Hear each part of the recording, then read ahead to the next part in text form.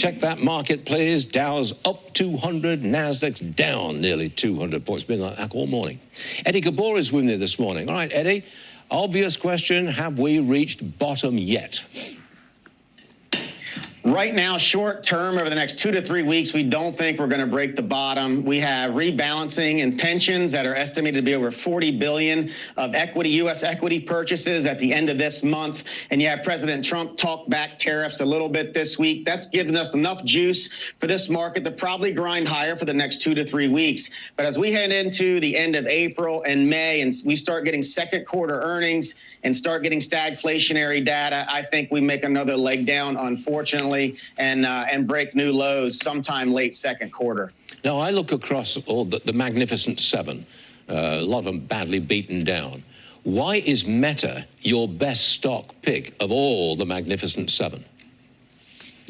So we've owned Meta all of this year, and the main reason why is one of the main things from a fundamental reason, which is why I think they've been the best performer out of the Mag 7 this year, is they've actually really monetized AI. They have over 1 billion users on their platform, and so we think their fundamental story is really strong, and they have shown that. Now, we also recognize, and we've taken down a little bit of our position there, that if we do hit that stagflationary and decelerating revenues for the market as a whole in the second quarter, that will be guilty by association, even though it has strong fundamentals. And we positioned ourselves to be able to buy aggressively more late second quarter.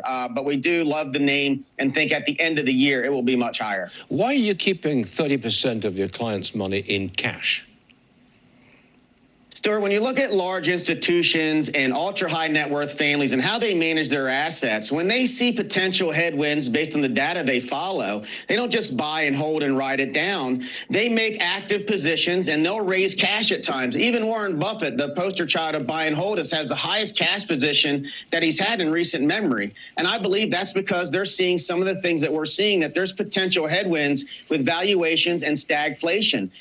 We also have $4 trillion of debt that Secretary Besson has to refinance in the second quarter of this year. I'm worried about what that's going to do to the bond market. So we have raised cash. We've been very active because we believe we'll have a better buying opportunity in the next 3 to 4 months, and then hopefully start to ramp back up as tax policies and pro-growth policies come in. But if it's good enough for the institutions, why shouldn't everyday families that have worked hard for their capital also risk manage in the way that the big guys do? Why not indeed? Eddie Ghabour, thanks for joining us. See you again soon.